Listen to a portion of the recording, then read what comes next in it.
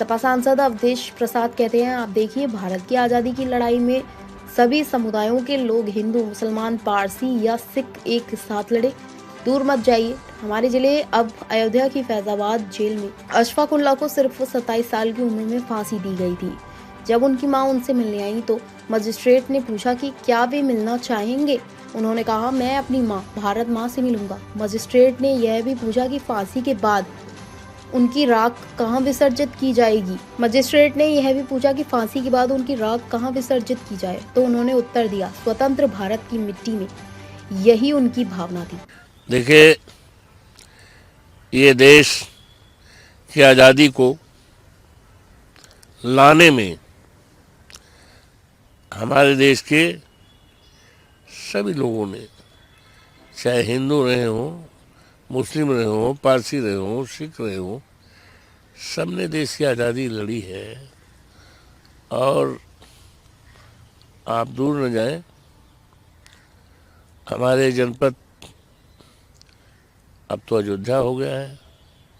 फैजाबाद की जेल कारागार में अशफाक उल्लाह 27 साल की उम्र में उनको फांसी के फंदे पर लटकाया गया। उनकी मां मिलने गई।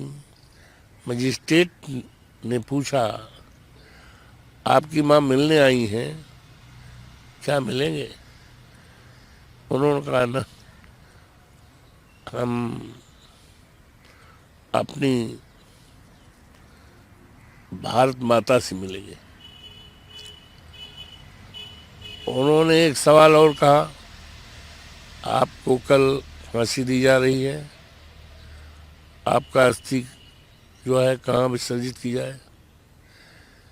तो उन्होंने कहा, आज़ाद हिंदुस्तान की माटी में। ये भावना था पंडित राम प्रसाद बिस्मिल, राजेंद्र सिलारी, अशफाक उल्लाह और तमाम सरदार भगत सिंह, तमाम लोगों ने देश की आज़ादी के लिए लड़ाई लड़ी। उनका एक जज्बा था, और जज्बा ही था कि आज हम वंदे मातरम का 150वां शानदार वर्ष मना रहे हैं। तो ये कहना कि मुसलमान और ये इनके अंग्रेज के विरोध में था, ये मानसिकता देश को बांटने की है। ये विचारधारा देश को बांटने की, हमारी एकता अनेकता में एकता का जो सूत्र है उसको कमज़ोर करने का है। इस तरह की मानसिकता की आज ज़रूरत नहीं।